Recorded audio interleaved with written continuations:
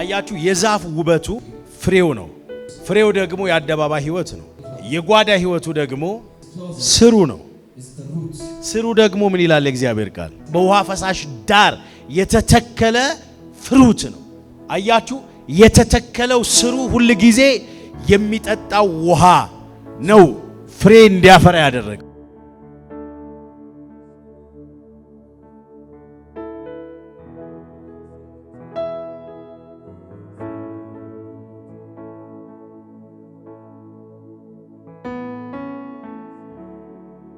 ዛሬ የጓዳ ህይወት የሌለው የአደባባይ ህይወት የለውም በሚል ርዕስ ነው የምናገረው።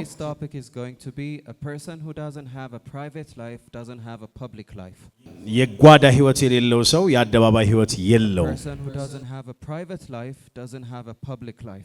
ከኔ ጋር ናችሁ?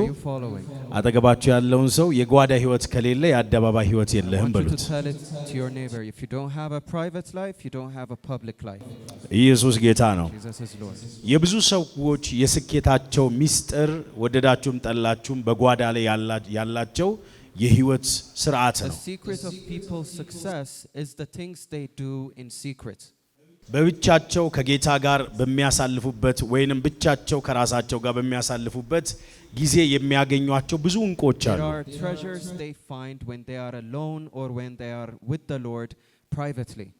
አያችሁ አብዛኛው ሰው ግን ስኬት ያለ የሚመስለው አደባባይ ላይ ውጭ ላይ ያለ ነው የሚመስለው። የውጩ መገለጥ የውስጥ መንጸባረቅ ነው። የውስጣችን መንጸባረቅ ወይም የጓዳ ነጸብራቅ ነው የአደባባይ ህይወታችን። በመጽሐፍ ቅዱሳችን ላይ በማቴዎስ ወንጌል ምዕራፍ 6 ቁጥር 6 ላይ አንተ ግን ስትጸልይ ወደ እልፍኝ ግባ፣ መዝጊያህንም ዝጋ፣ በስውር ላለው አባትህ ጸልይ፣ በስውር የሚያየው አባትህ በግልጥ ይከፍልሃል ይላል። And when thou hast shut thy door, pray to thy Father which is in secret, and thy Father which sees in secret shall reward thee openly. አያችሁ የሚከፍለን በአደባባይ ነው። God rewards us in public. እኛ በስውር ከጌታ ጋር በመናደርገው ህብረት, but through the fellowship we do in our closet, በጌታ ጋር ከምናደርገው ግንኙነት, through the fellowship we have with the Lord, እግዚአብሔር በአደባባይ ያከብረናል። God will always honor us in public. ያ ማለት ክብር ያለው ከውጭ ወደ ውስጥ አይደለም። So honor doesn't come outwardly. ከፍታ ያለው ከውጭ ወደ ውስጥ ሲመጣ አይደለም። Elevation is not outwardly. አሸናፊነት ያለው ከውጭ ወደ ውስጥ ሲመጣ አይደለም። Victory is not outwardly. አሸናፊነት ያለው ድል ያለው ሁሉ ጊዜ ውስጣችሁ ላይ ነው ያለው። It's always happening inward. ወይንም ጓዳችሁ ውስጥ ነው ያለው። Or it's happening in your closet. በጓዳችሁ ሰነፍ ከሆናችሁ, if you're lazy in your private life, በአደባባይ ሰነፍ ትሆናላችሁ። Then you're going to be lazy publicly. በጓዳችሁ ብርቱ ከሆናችሁ, if you're strong in your private life, በአደባባይ ብርቱ ትሆናላችሁ። Strong publicly. ብዙ ሰው ብቻውን በጓዳው ሰነፍ ሆኖ በአደባባይ ግን ለመክበር ብዙ ይታገላል። People try to put a lot of effort to be strong publicly. በጣም የሚገርማችሁ ነገር አርቲስቶችን ስታዩአቸው, if you look at the life of artists, ምናልባት በላይፋቸው ምንም ገንዘብ የሌለው አንድ አርቲስት አንድ ትወና ሊተውን ይችላል። Perhaps one artist might be a character in a movie. ያ ካራክተር የብዙ ሚሊዮነር ሆኖ ነው የሚተወነው። He might be a millionaire in that movie. አደባባይ ላይ ነው ሚሊዮነር ሆኖ እየተወነ ያለው። Only a millionaire to the public. ትክክለኛ ህይወቱ ግን ሄዳችሁ ቼክ ስታደርጉ, if you check his own personal life, ግን የሚበላው ነገር ላይኖረው ይችላል። በደንብ ስሙኝ። የጓዳ ህይወት የሌለው ሰው በአደባባይ የፈለገ ነገር ለማድረግ ቢጥር ይሄ ሰው ይቅርታ ደግሞ አርቲስቶችን እንትን እያልኩ አይደለም፣ ስለ ትወና ነው የምናገረው። አያችሁ ትወና ላይ ስትመለከቱ እሱ የሌለው ማንነት ነው በአደባባይ ላይ የሚገልጠው።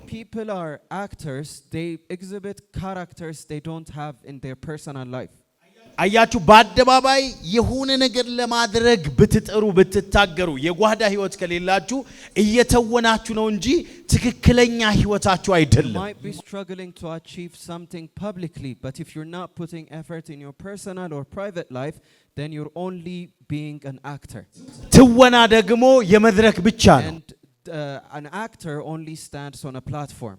ከመድረክ በኋላ ያ ትወና አይቀጥልም። Because that character doesn't last after the platform. ኢየሱስ ጌታ ነው።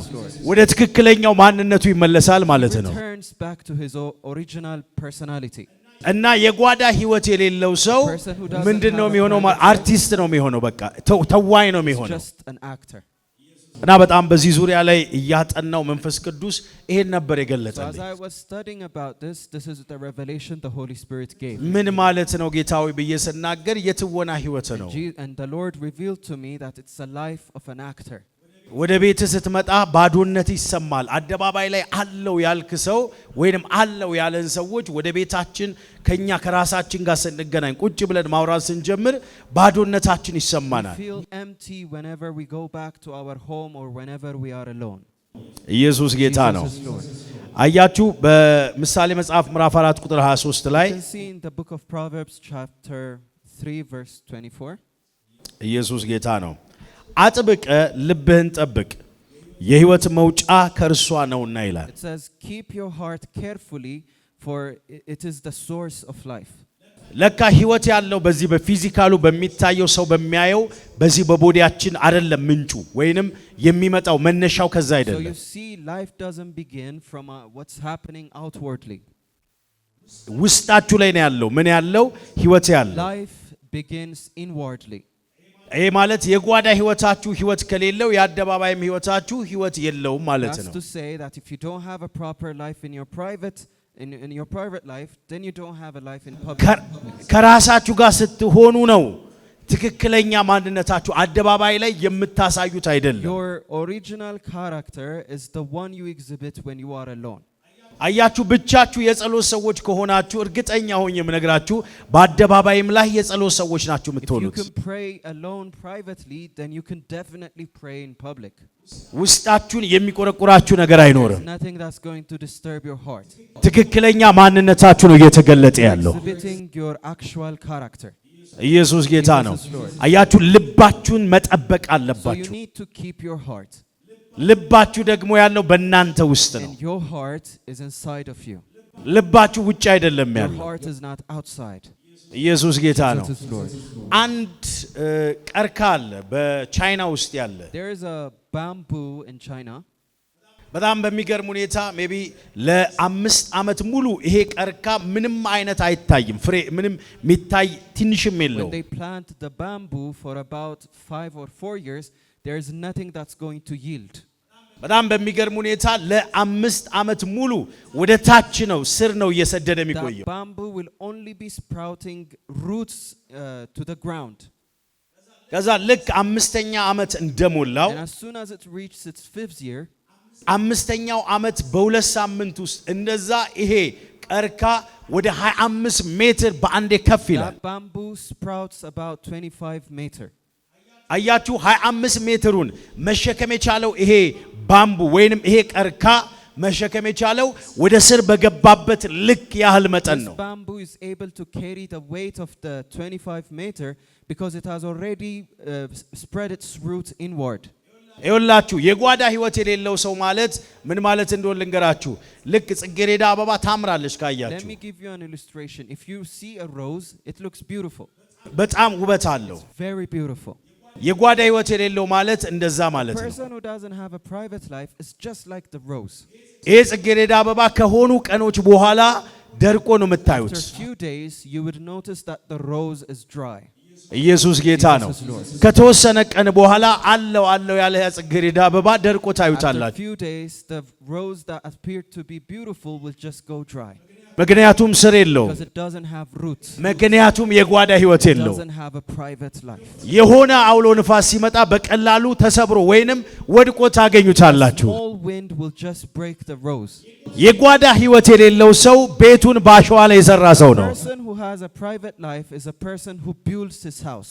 ልክ ወጀብ ሲመጣ ልክ አውሎ ንፋስ ሲመጣ በቀላሉ ምን ይሆናል? የመውደቅ እድሉ ከፍተኛ ነው። If he doesn't have a private life, when storm and wind smite his house, it will just fall. ዛሬ ኢንካሬጅ ማድረጋችሁ ማበረታታችሁ አንድ እውነት ምንድነው? በጓዳ ፐርሰናሊ በግላችሁ የግል ህይወት ሊኖራችሁ ያስፈልጋል። I would like to encourage you to build your personal and private life. የጓዳ ህይወታችሁን በሁለት መንገድ ብትመሰርቱት ለእናንተ You ይጠቅማችኋል። can establish your private life on these 2 points. በደንብ ስሙ። የጓዳ ህይወታችሁን በሁለት ነገር ላይ You መስርቱት። can establish your personal life on these 2 points. በጣም የገረመኝና የተደነኩት የሐዋርያቶች ህይወት የጓዳ ህይወት I ነበራቸው። also realized that the apostles had a private life. የጓዳ ህይወት ማለት ልማድ ማለት ነው። It's a life of habits. ልማዳችሁ ማለት ነው የጓዳ Your ህይወታችሁ። personal life is your life of habits. ልማድ በአንድ ጀንበር የሚመጣ አይደለም። It doesn't happen right away. ልማድ በአንድ ጊዜ አንድ ሰው ልማድን ቢውልድ ማድረግ አይችልም። Habit is not developed right away. አያችሁ፣ በሁለት መንገድ እንድትመሰርቱት አሳያችኋለሁ I'll ስለሚጠቅማችሁ። show you 2 ways where you can establish your personal life. አንደኛው ልማድ አድርጉት። The first one is make it your habit. ልማድ Make አድርጉት። it your habit. ለምሳሌ ጴጥሮስና ዮሐንስን You ተመልከቱ። can see at Peter and John. ጴጥሮስና ዮሐንስ ልማድ ነበራቸው። They had a habit. ያ ልማዳቸው ነው የጓዳ ህይወታቸው። That's their personal life. ታስታውሳላችሁ፣ ወደ መቅደስ በ9 ሰዓት እንደ ልማዳቸው ነው You የሚለው። remember they were going to the temple at 3 o'clock and the Bible states as per their habit. ያን ልማድ ደግሞ አንድ ጊዜ ያደረጉት It's አይደለም። not something they did on one day. በወር አንድ ጊዜ ያደረጉት It's አይደለም። not something they do once a month. በዓመት አንድ ጊዜ ያደረጉት It's not አይደለም። an occasion that happens once a year. ሁል ጊዜ ቀን በቀን በህይወታቸው የሚያደርጉት They ነው። used to go to the temple on daily basis. እነ ጴጥሮስ በዚህ ምድር ላይ በነበሩበት ሰዓት ላይ ምድሪቷን ገለባብጠው ያለፉበት ሚስጥር አንደኛው የልማዳቸው ውጤት በልማዳቸው ላይ የሚያደርጉት ልምምድ ስለነበራቸው ነው። Peter and the rest of the apostles were able to shake the world is because of the power they had in their personal life. በ9 ሰዓት ይላል። ታስታውሳላችሁ፣ ያ ለስንት ዓመት ነው ሽባ የነበረ ሰው ልክ ወደ መቅደስ እንደ ልማዳቸው ሲሄዱ ይሄ ሰው ይለምናቸው ነበር። ግን እዚህ ጋር ላሳያቸው የፈለኩት እንደ ልማዳቸው ወደ የት ሄዱ ነበረ? ወደ መቅደስ። If you remember, there was a person at the temple that was paralyzed his entire life, and it says as they were going to the temple as usual or as their habit. አንደኛው ልማድ አላችሁ፣ የራሳችሁን ጠይቁ። So I want you to ask yourself, do you have a habit? ልማድ አላችሁ Do ወይ? you have a habit? ራሳችሁን ጠይቁ። ልማድ አለኝ ወይ I want you ብላችሁ። to ask yourself that question. ኢየሱስ ጌታ ነው። Jesus is Lord. አያችሁ፣ አንዳንድ ሰዎች ልማድ ሳይሆን ያላቸው በሳምንት አንድ ቀን ይጸልያሉ፣ በሳምንት 2 ቀን ይጸልያሉ፣ በሳምንት 3 ቀን ይጸልያሉ። ያም የጸሎት ህይወታቸው ደግሞ ተመሳሳይ For a አይደለም። lot of people, prayer is not a habit. They pray once a week or once a month, and the results are not the same. ልማድ ግን ሲኖራችሁ ያችን ሰዓት ስጋችሁ ራሱ ይኸውላችሁ፣ ልማዳችሁን ስጋችሁ ራሱ እንትን But ያደርገዋል፣ if you እውቅና ይሰጠዋል። make it your habit, even your body will recognize that time. አያችሁ፣ በህይወታችሁ ላይ ለምሳሌ ስጋችሁ በጣም የገረመኝ ልማድ ሲኖራችሁ ስጋችሁ ራሱ ለዛ ለናንተ ልማዳችሁ ይገዛል፣ ለናንተ ለዛ ልማዳችሁ እውቅና When ይሰጣችኋል። you have a habit in your life, even your body is subdued to that habit. አንድ በጣም የገረመኝ እኔ ራሴ ማስታውሰውን በኔም ህይወት ላይ ልማድ ልክ በህይወቴ ላይ ከዛሬ 5-6 ዓመት በፊት ልጀምር አካባቢ ወደ 20 ብዙ ቀናቶች ሄደዋል። በተመሳሳይ ሰዓት አድርግ ነበረ። ከዛ በጣም የገረመኝ አንድ ቀን እጅግ ደክሞኛል። I remember a certain time in my life. This happened maybe 10 years ago. I was very 7 እንደዛ ይሆናል 7 years around 7 years. እና ያኔ ማስታውሰው Back then, ልክ ያ ቀን በጣም ደክሞኛል። ሌሊት ነው። ድንገት I was so tired. እያወራን ነበረ። ስናወራ ከሌሊቱ 9 ሰዓት ነው። 10 ሰዓት ነው የልማዴ ሰዓት። It's 3 in the morning, and I usually pray at 4. እና ከዛች 1 ሰዓት ነው የሚቀረኝ። So I only had 1 hour before my prayer time. በቃ ደክሞኛል ብዬ And I ተኛው። was so tired, I slept. በጣም የገረመኝ ያን ቀን እስከ ዛሬ አረሰውምና And I can't forget what happened. ከባድ የሆነ የፋፋቴ ድምጽ I ሰማለሁ። started hearing waterfalls. ያ የፋፋቴ ድምጽ ልክ 10 ሰዓት 00 ነው። And I heard the waterfall exactly at 4 a.m. ኢየሱስ ጌታ ነው።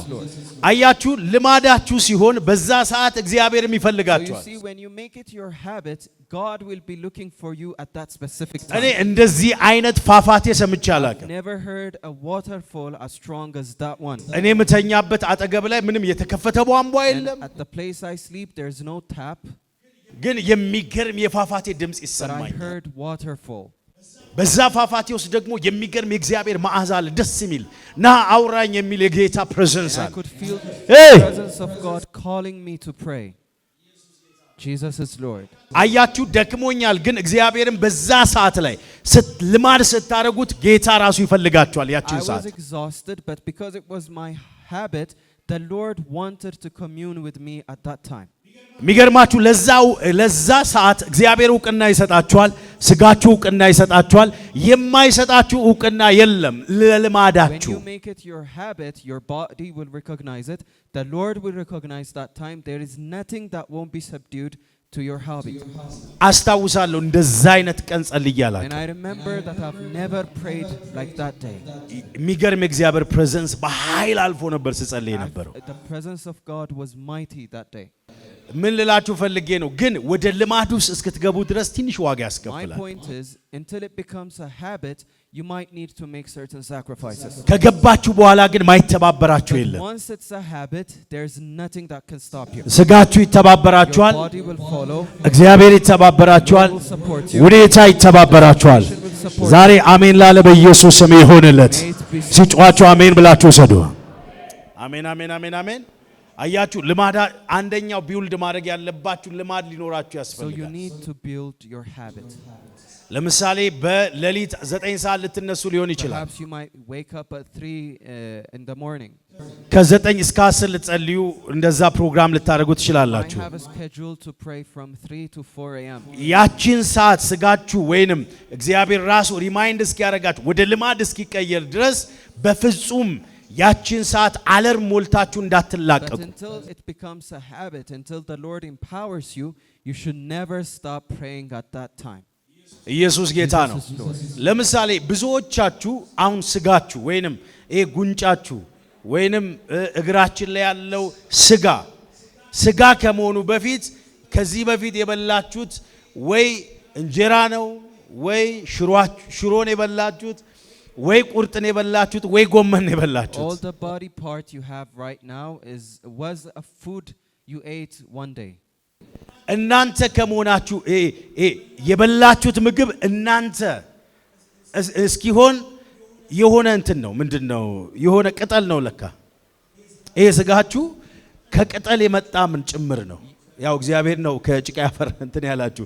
ግን ስጋችሁ ይሄ ጉንጫችሁ ላይ ያለው ስጋ ወይ እናንተ የበላችሁት ሽሮ ሊሆን ይችላል ወይ እንጀራ ሊሆን ይችላል። So the flesh on your body was once a food you ate. So it might have been shiro, bread or injera. አያችሁ ልማዳችሁ ወደ ምን ይቀየራል መሰላችሁ? ከዛ ውጭ መኖር እስከማትችሉ ድረስ ያን ነገር ካላደረጋችሁ የሆነ ነገር እንደጎደላችሁ እስኪሰማችሁ ድረስ እዛ ደረጃ ካራክተራችሁ ይሆናል። So when you start having a habit, it turns into a character which you cannot depart from. ኢየሱስ ጌታ ነው። Jesus is Lord. አንደኛው በዚህ አግባብ ራሳችሁን ስሩት፣ ቢውልድ So I አድርጉ። want you to build your habit. በቃ ካልጸለይኩኝ መተኛት አልችልም ወይ እታመማለሁ ብላችሁ ለራሳችሁ So you ንገሩት። have to make a decision. አትታመሙ፣ ላትታመሙ ትችላላችሁ፣ ግን ለራሳችሁ ልማድ ሊኖራችሁ You have ያስፈልጋል። to make a decision to wake up from sleep and pray. በመንፈሳዊ ህይወታችሁ የግድ ልማድ ከሌላችሁ የተለየ ለውጥ በህይወታችሁ ላይ If you አይመጣም። don't have spiritual habits, then change will not come to your life. በጣም የገረመኝ የዳንኤልን ጸሎት በደንብ ሳጠናው As I was studying the life of Daniel, ዳንኤል የልማድ ህይወት የነበረው ሰው he ነው። had a habit. በደንብ ስሙ፣ ልማድ የነበረው He ሰው had ነው። a habit. ልማድ ከሌላችሁ የጸሎታችሁን መልስ ብዙዎቻችሁ ለሰይጣን ካዝና የጸሎታችሁ መልስ ወደዛ ሊሄድ If ይችላል። you don't have a spiritual habit, then the devil might delay your answers.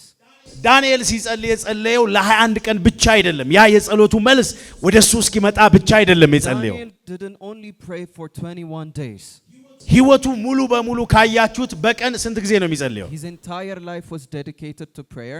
He used to pray how many times a day? አያችሁ የሚጸልይ ሰው ነው በቀን 3 ጊዜ የሚጸልይ ሰው ነው። Prayed 3 times a day. የሆነ ነገር ለመቀበል አይደለም And he የተንበረከከው doesn't kneel down just to receive something. በልማዱ ስለሆነ ነው። የዳንኤል ጸሎት የመጣው ይሄ ምንድነው የፋርስ አለቃ መንፈስ የጸሎቱን መልስ እንዳይሄድ ያደረገ It's the ruler of Persia that restricted his prayer from coming to him. ልማድ ሲኖራችሁ ይሄ የጸሎታችሁ መልስ በረከታችሁ ጠላት በቀላሉ ሊወስደው አይችልም። When you have a habit of prayer, the enemy will not be able to stop your ዛሬ answer. እንደዚህ ብዬ ጸልያለሁ በኢየሱስ I ስም። declare, ብዙዎቻችሁ ወደ ተለየ መንፈሳዊ ልማድ ውስጥ የሚያስገባ የእግዚአብሔር መንፈስ በላያችሁ ላይ እንዲያልፍ ጸልያለሁ። may God empower you with his spirit so you can enter into a new level of prayer habit. ኢየሱስ ጌታ ነው። አያችሁ ይሄ የልማድ ህይወት ነው። ልክ የፋርስ አለቃ መጥቶ የጸሎቱን መልስ ሲዋጋው እግዚአብሔር ተዋጊ ኤንጅል ላከለት። When the ruler of Persia prevented the answer of Daniel to come to him, God sent his angel. ወዳጄ አንተ ስትጸልይ ያንተን ጉዳይ የሚያስፈጽሙ መላእክቶችን እግዚአብሔር ይልክልሃል። When you pray, God will send angels to do things on your behalf.